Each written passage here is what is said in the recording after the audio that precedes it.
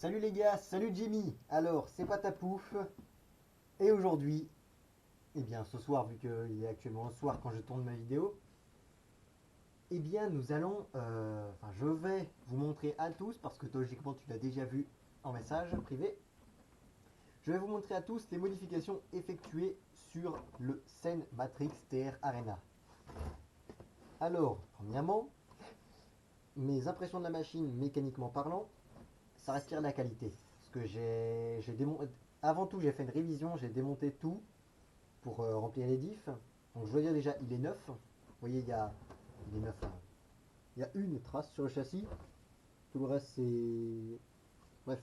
Il n'y a quasiment pas de trace. Niveau usure, aucune usure. Niveau triangle, aucun pet sur les triangles. Carrosserie, aucun pet sur la carrosserie. Donc c'est. Bon, il est un peu sale la voiture parce qu'il y a plein de poussière d'alu vu que je fais plein de. Je vous fais un peu la vidéo sur le tas. Il y a plein de poussière d'alu qui vole par ici vu qu'évidemment j'en fais plein. Je vois la poubelle, il y a un tas de poussière d'alu. Bref, je t'ai fait niveau remplissage, vu que c'est un truggy, enfin tu l'as utilisé en bâche quoi, je t'ai fait, il me semble, moi j'ai dû te faire 7000 arrière, 300 000 au centre, en mélange entre 500 000 et 300 000, vu que j'avais pas exprès, j'ai fait à l'œil, enfin à l'œil, au doigt. J'ai fait un mélange de 500 000, de 1 million et de 7 000. Ça me fait un truc au hasard, ça fait pas trop épais. Vous voyez, là, le moteur est relativement coupleux, mais on arrive tranquillement à faire tourner les roues arrière dans l'autre sens. On arrive à faire travailler le différentiel central, donc ça va pas être trop dur. Mais, même s'il était dur, le comportement ça va peut-être impacter, mais la mécanique absolument pas. Parce que déjà c'est Zen, et puis il se trouve que dedans il y a des diffs de Zen Reaper. Vous voyez les diffs incassables, enfin incassables, des diffs super solides, et bien dedans il y a simplement ça. C'est-à-dire des couronnes en module 1,5, un pignon en module 1,5, ça veut dire qu'on a un ratio 9 dents pour le pignon moteur, 27 dents pour la grosse couronne. Et Sen, ils n'ont pas fait la même erreur qu'Arma ou Coralie ou autre chose en prenant la base buggy, en gardant toute la même transmission, en l'allongeant et l'élargissant pour faire un truggy. Là en l'occurrence, la base buggy, le Sen Matrix buggy, qui est le BR il me semble, je sais plus, faut me dire ceux qui en ont, et bien la base buggy elle a des couronnes en module 1, c'est-à-dire des couronnes, tout ce qu'il y a de plus classique en buggy 1 huitième. Vous voyez, ça c'est une couronne de je sais plus quoi. Vous voyez, c'est classique. Donc le buggy, il a les couronnes module 1. Me demande d'ailleurs pourquoi ils n'ont pas pris les mêmes couronnes que sur celui-là et donc que sur le Zen Reaper. Dans le buggy, ça aurait réduit les coûts de production et ça aurait fait un buggy avec une transmission absolument incassable. Parce que c'est gros, voilà. Nous avons donc transmission SN Reaper, donc là-dessus il n'y a pas de souci, il va être en 6S. Les noix elles sont juste massives. Les cardans aussi. Les hexagones c'est du. J'avais mesuré c'était du 23, pas du 20 comme j'avais dit dans l'unboxing. C'est encore une connerie que j'ai dit. Parce que les roues d'origine HP SN, elles sont en hexagone de 23. Et on attend de recevoir des petits adaptateurs, enfin des petits hexagones 17 mm, qu'on va percer un trou de 3 mm. Vu qu'ici c'est un axe en fait en 3 par 23, on va mettre un axe en 3 par 17. Donc pour mettre simplement pour mettre n'importe quelle roue.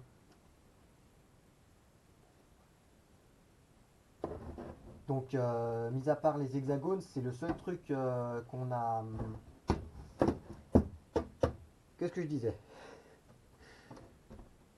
Mis à part les hexagones, c'est à peu près le seul truc. Les hexagones, c'est à peu près le seul truc qu'on ne peut pas modifier pour l'instant. Parce que je ne peux pas vraiment prendre les hexagones que j'ai sur le mien, quoique. Bref, je te tiens au courant, je sais plus. Ah non, j'écoute ma caméra c'était éteinte. Donc, oui, niveau huile, tout va bien. À l'intérieur, non, je vais pas le montrer maintenant. On a une couronne qui est exactement la même couronne que le Zen Reaper, qui est une couronne de 66 dents. Écoutez-moi ce bruit. Attendez, si j'arrive à faire tourner déjà. Vous entendez ce bruit métallique? C'est un bruit caractéristique de certaines 1/5 qui ont des grosses couronnes. Et ici, avec le moteur qui a énormément de couple, vous voyez, ça va bien faire gling gling gling, un bruit de chaîne à bas régime. Et honnêtement, c'est un bruit que j'affectionne particulièrement. Même si je n'ai jamais eu d'un 1/5, c'est... Il n'y a rien à faire, j'adore, c'est tout. Donc, on a vérifié un petit peu tous les roulements, mais en fait, il n'y avait pas besoin vu qu'il est neuf, comme j'ai dit. La carrosserie, on a évalué un petit peu les trous là, vu que, comme j'ai dit, c'est neuf. Donc, sortie d'usine, ils ont fait les trous, trois trous, ou c'est l'ancien propriétaire. Mais on dirait plus que c'est d'usine, il y a des trous là, des trous là, des trous là, des trous là. Puis c'est tout. Mais ils étaient bavurés, j'ai pris une fraise à bavurée avec la perceuse, vitesse max pour que ça bouffe pas trop. Mais en appuyant pas, ça fait comme ça, on n'a pas appuyé, on a bouffé très rapidement le plastique et on a fait des ébavurages propres. Donc ensuite, suspension, on a laissé d'origine, que je trouve c'est souple. Moi j'aime beaucoup quand c'est très souple. Donc là-dessus, il n'y a pas de souci. Maintenant, vient l'heure que vous attendez tous, c'est-à-dire de voir les modifications. Alors, je dois dire que j'en suis particulièrement fier. Et quelque chose que je m'en rends compte, c'est que à chaque prépâte à pouf, je fais en mieux ce que j'ai mal fait sur la première, enfin sur la précédente. En l'occurrence, plein de choses. Mais c'est ça un peu, parce qu'à chaque fois je fais mieux, puis à un moment je serai arrivé à un moment où je pourrai toujours faire mieux. Il n'y a pas de moment où on peut plus faire mieux. Donc je pourrais toujours faire mieux, c'est-à-dire que je pourrais faire mieux. Voilà, j'ai rien d'autre à dire. Ah oui aussi, oh, bougez pas. En parlant de prépâte à pouf, il faut que je dise, faut que j'y pense à dire en début de vidéo. Eh bien, à partir de maintenant, enfin à partir de la semaine derrière où il y a 3 semaines déjà, je fais des prépâtes à pouf sur mesure. C'est-à-dire que si vous avez un châssis que vous aimeriez équiper en brushless et que vous aimeriez une préparation sur mesure personnalisée, par moi-même, évidemment. Donc si vous voulez ça, vous me contactez en MP, on peut s'arranger. Je vous fais un petit devis sympathique incluant le prix de l'électronique qu'il faut acheter, des éléments qu'il faut acheter, et le prix de travail, parce que vous doutez bien, ça me prend pas 10 minutes à faire ça. Parce qu'honnêtement, pour juste ce que j'ai là-dedans, en comptant le temps de réflexion, le temps de travail, le temps de modification, le temps de finition, tout ça, tout le bordel, je suis à... Attends, j'étais à combien? Je suis déjà à une vingtaine d'heures, juste pour ça. À presque une vingtaine d'heures. Je vais être à 18-19 heures pour avoir fait seulement ça. Donc pour vous dire qu'il y a beaucoup de réflexion, beaucoup de... On teste différents trucs. J'ai 2 essais ratés de bac à batterie, un autre essai raté de support moteur. C'est beaucoup d'essais en fait, beaucoup d'expérience, surtout que les Truggy, c'est le premier châssis de Truggy que je fais. C'est comme un buggy mais en plus gros et avec plus de place dedans, donc là-dessus, il n'y a pas trop de problèmes. Mais c'est différent, c'est différent. Allez, le moment que vous attendez tous, je vous fais plus lambiner. Le dessous, qu'est-ce qu'il y a donc? Premièrement, le support moteur. Bougez pas. Ici, nous avons un support moteur usiné en une pièce en aluminium. Vous voyez, j'ai essayé de faire relativement arrondi là. Nous avons, en fait, j'ai voulu prendre comme ce qu'on retrouve chez S-Works, par exemple. C'est-à-dire le moteur est fixé avec un point en dessous et il pivote, en fait, comme ça. Il ne glisse pas. Il ne glisse pas, il pivote. Ce qui fait que le réglage est beaucoup plus simple. On a juste à enlever une vis. On pivote, on revisse la vis. Et c'est beaucoup plus simple. Je pense que sur mes prochaines prépas tapou, je ferai ça aussi. Parce que c'est un système qui me plaît vraiment. Plus simple à réaliser que de faire deux traits. Donc là, vous voyez bien, il n'est pas forcément hyper régulier, mais bien régulier quand même. Donc c'est largement suffisant. Il y a un petit arrondi là, chanfreine est sur les bords. Honnêtement, on l'a fait remarquer les chanfreins, ça fait une pièce vraiment finie. Mais pour moi, je trouve honnêtement que pour avoir une pièce propre, il faut chanfreiner les bords. Des bords nets, ça fait pas fini. C'est pour ça que je me demande pourquoi certaines personnes qui fabriquent des choses ne chanfreinent pas les bords sur certaines pièces épaisses. Encore sur les pièces fines, genre les tourelles d'alu ou genre le bac à batterie. Pas besoin de chanfreiner, ça se verrait pas. Alors que là, vous voyez, ça fait un petit chanfrein, c'est discret, ça fait pas trop abrupt et pourtant ça fait beaucoup plus propre je trouve. Donc là-dessus il n'y a pas de problème. Donc c'est fixé avec deux vis pour le moteur. Il y a une vis d'ailleurs que j'ai oublié de mettre là. Je sais pas si on va voir. Est-ce qu'on voit une vis là qui relie la plaque alu au support de différentiel. Et en dessous, c'est fixé par trois vis. Et en fait, à la base, que dire? Un châssis, quand on veut le modifier, il faut prendre aussi en compte les trous déjà existants. Parce que, regardez bien là, je sais pas si on va voir, mais il y a comme l'air d'avoir un trou qui a été juste 1 mm à côté de là où j'ai fait le trou, parce que j'ai mal calculé. À la base, regarde, pour la petite histoire, à la base, je voulais mettre le moteur ici, à l'avant, pour avoir des masses en avant pour un truggy, ce qui serait compréhensible. Sauf que, regardez un peu, la transmission est décalée vers ce côté-là, parce qu'il y avait le moteur thermique ici, donc la transmission est, il me semble, 10 mm vers là, et je n'avais plus la place de mettre les batteries. Donc, vu que je n'avais pas envie de refabriquer un deuxième support moteur, j'ai juste retourné le support moteur, mis là, sauf que les trous à la base étaient prévus pour aller ici, vous voyez bien les trois trous bien propres, donc tu auras un châssis qui ressemblera à une gruyère. Bon, c'est pas comme si avec le thermique ça ressemble déjà à une gruyère, mais bon, hein, on va pas s'attarder là-dessus. Donc là-dessus, le trou, j'ai dû galérer quand même à déjà faire un trou propre, et puis aussi à faire un chanfrein propre, parce que quand on a deux trous voisins, quand on essaie de faire un chanfrein sur le trou, il n'y a pas de chanfrein, parce que là, c'est des trous déjà fraisés, donc j'ai fait un trou à côté, sauf que le chanfrein, enfin la fraise à chanfreiner, non la fraise oui, elle à chaque fois ripait vers ce trou-là, enfin le trou déjà chanfreiné. Donc ça, j'ai dû galérer et puis ça me fait un truc un peu trop large. C'est pas forcément beau, mais ça va être sous le châssis. Tu le verras que quand tu te retourneras. Et vu que c'est un truggy, ça va pas beaucoup se retourner, hein. Vous voyez, c'est cool.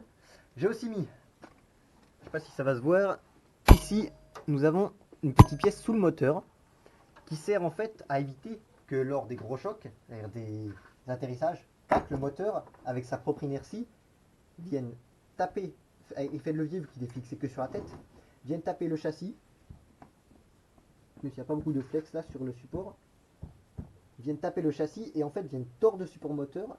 Ça en fait ça évite parce que ça autorisera un minimum de flex, normal, mais pas trop. Donc ça va pas être trop rigide et en même temps ça va encaisser beaucoup plus que juste un support moteur. Ensuite, que dire d'autre? Support moteur, c'est tout. Oui, voilà. Ah oui, 4082 1600 kV. J'ai mis un pignon de 17 pour la démo, mais il faudra que je commande un pignon de 15 vu que pour un truggy et un MT, j'ai un j'ai calculé que pour avoir une vitesse d'à peu près 80 km/h, il faut avoir en sortie des cieux entre 2005 et 2700 tours minute. Pour les truggy, on va arrondir à 2800 tours minute. Parce que les roues sont un peu plus petites. Et si tu mets des roues un peu plus petites, Jimmy, il faudra que tu me dises que je mette le pignon en conséquence. Parce que si tu mets des roues plus petites, je vois peut-être pour laisser ce pignon là. Sinon, je mets un pignon plus petit. Enfin, si tu mets des grosses roues, je mets un pignon plus petit. Parce que sinon, on arrive à un peu plus de 3100 tours minute en sortie des cieux avec le ratio intérieur. Et ça fait mal quand ça va un peu trop vite parce que on ne peut pas contrôler la voiture. Quoique on peut quand même brider la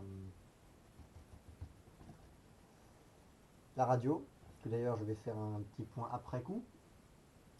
Donc là-dessus, il faudra que je descende le pignon. 1600 kV par contre on aura largement assez de couple. Et j'attends aussi l'Écosse parce que pour changer, là on est en 6 mm sauf que les varios sont en 4 mm. Donc j'attends de pouvoir changer l'Écosse moteur. Ensuite, la deuxième chose que j'ai faite, le bac à batterie, le bac à lipo, qui a l'air relativement lourd comme ça. En fait, non, c'est d'aluminium 2 mm, donc c'est relativement léger quand même. Pourquoi je n'ai pas fait un bac en U classique comme j'ai fait sur le XR9? Simplement parce que, vous voyez cette carreau là? Ça fait un peu un bourrelet ici. Et en fait, si je mettais trop haut, les batteries certes étaient bien protégées, mais ça venait bouffer la peinture et sur une carreau neuve, on n'a pas envie de bouffer la peinture parce que on n'a pas envie, c'est tout. Donc j'ai mis, ça fait un stylo plus là, ça allège le support moteur, le support batterie, ça protège tout autant les batteries. Donc ça fait un petit angle là, et puis ça donne un style. Je vais vous montrer quand je mets des batteries dedans. Jimmy lui va mettre une Lipo 6S 8000 de 18 cm de long. Donc un petit poil plus longue que la batterie de 160 mm que je m'apprête à mettre dedans. Parce que moi c'est une batterie longue pour des 3S, mais pas trop non plus, c'est des Goldbat d'ailleurs. Donc j'ai mis à l'arrière, regardez, un petit velcro ici, que moi, pour mettre mes batteries, je serre au max, pour que la batterie soit bien protégée, qu'elle n'aille pas partir en arrière. Mais toi, vu que tu mettras des batteries longues, tu le détendras un petit peu plus, et là tu pourras mettre des batteries. Comme ça ira pas se faire la malle, simplement. Je vais mesurer un petit peu.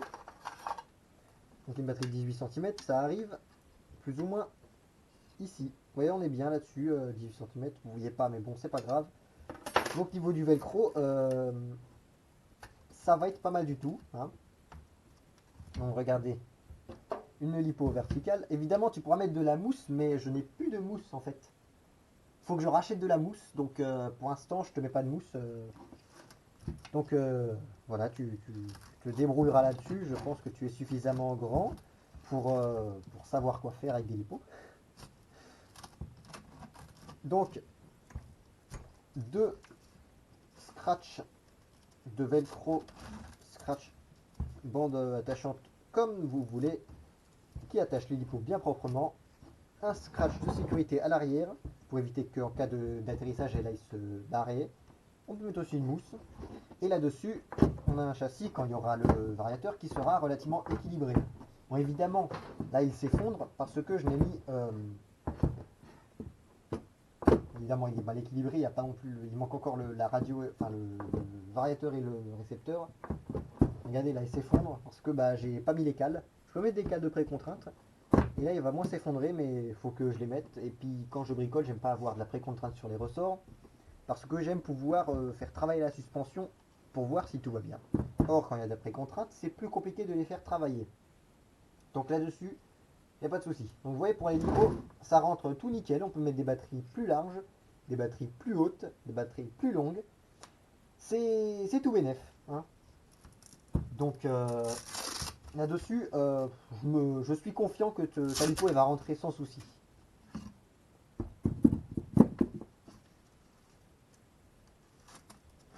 Là, je rebouche ça. Maintenant, la partie que j'ai fait la plus récemment, le support cerveau. C'est un support en 3 pièces. Regardez un petit peu. Je sais pas si on va le voir là. Il y a trois. Enfin, le support, en fait, c'est un vertical. Le cerveau est en position verticale. Et j'ai pas fait la même erreur que j'avais fait sur la Kyosho. C'est-à-dire que le support était trop en avant et trop près. Ce qui fait que quand ça tournait, le, le bras de levier là, ça venait buter contre le cerveau et le faisait bouger. Or là, vous voyez, on a encore faire marcher le sauve-cerveau aisément. Regardez. Et ça vient pas bouffer le cerveau. Donc là-dessus, il n'y a pas de souci. Hein. Tu as ici ton 25 kg que tu avais livré avec. Je vais vous montrer un peu le principe d'attachement du sauve-cerveau fixé par 4 vis M3.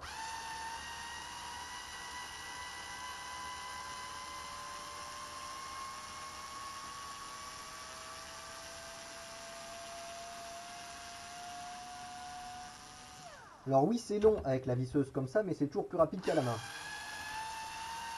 Parce que c'est avec les embouts au bas haut. Je sais pas si je l'ai déjà dit, mais je le redis. Ici, vous avez des embouts au bas haut qui sont vraiment très très plaisants à utiliser parce que je n'ai aucune usure. J'ai fait la révision complète du Oboiker VS, tout seul, enfin la révision complète entre guillemets. J'ai aussi passé le Savage en XL. J'ai aussi bricolé entièrement là-dessus. J'ai démonté 2-3 trucs, remonté 2-3 trucs et aucune usure sur ces embouts là. Ce que je trouve parfaitement respectable. Pour le prix, ils m'ont coûté 20 euros parce qu'il y a toujours de la batterie. C'est bon, c'est bon. Ils m'ont coûté 20 € pour le lot de 4. Sur le coup, vous allez me dire, ça, c'est pas cher. Sauf que moi, pour mon budget, ça pique un petit peu. 20 € pour ça. Mais vu comment c'est parti, Mani m'a dit c'est les plus solides. Moi, je me suis dit, allez, pourquoi pas. Et voilà, il est tombé. Donc, je l'ai pris et je pense ne pas être déçu du tout. Donc, voilà le support cerveau. Vous voyez, chanfreiné arrondi sur le haut. Voilà. Et en arrière, des deux gros renforts en nylon qui permettent de fixer des vis ici et des vis ici. Donc là-dessus, niveau rigidité, je te promets que tu vas pas réussir beaucoup à faire bouger quoi que ce soit. Donc ta direction va être très précise. En plus, le cerveau est bien protégé au cas où il y a de la merde qui vient. C'est ton 25 kg, tu verras, c'est exactement le même. Et le cerveau est tenu par 4 vis en M4. Vous voyez, fixé directement dans de l'alu. Ouais, il y en a une qui est plus longue, tiens. Fixé directement dans l'alu, fileté. Je mettrai du frein filet évidemment, mais tu vois, ton cerveau ne va pas bouger. Ça, je peux te le garantir. Parce que les problèmes que j'avais sur les précédents supports, c'est qu'ils n'étaient pas suffisamment rigides. Celui-là, Kyosho, vu qu'il était supporté que en bas, vu que j'avais mal conçu, le cerveau bougeait comme ça. Sur la Prépète à Pouf V1, non, il était bien, il était entièrement en nylon, mais il était mastoc. Peut-être. Ouais, celui-là aussi, il est très mastoc quand même. Hein. Oui, c'est relativement propre. Du nylon, de l'alu, c'est pas trop lourd, c'est très rigide. Comment c'est construit. Donc là-dessus, je vous fais tourner. Plus avec les vis THC comme ça.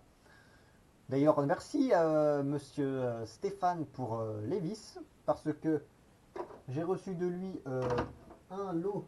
Il est où ma boîte à vis? Bon, évidemment, j'ai tout mélangé parce que ma boîte à vis, c'est un peu le bordel. J'ai reçu tout un lot de visseries, entre autres de la visserie, plein de visseries THC, c'est-à-dire la tête ronde comme ça, tête cylindrique, ça s'appelle la visserie THC. De la visserie tête fraisée, entre autres, ouais, vous voyez ça, ça c'est très bien pour fixer les cellules par exemple. Donc là-dessus, merci à lui, j'ai un bon stock de vis maintenant. Je vais pouvoir bien performer les prépâtes à pouf. Donc, vous voyez, ça fait vraiment un look stylé avec les vis inox THC. Donc, là-dessus, je suis confiant, tu n'auras jamais, jamais, jamais de problème. La corne de cerveau que je t'ai mis, c'est une corne au bas qui a été raccourcie.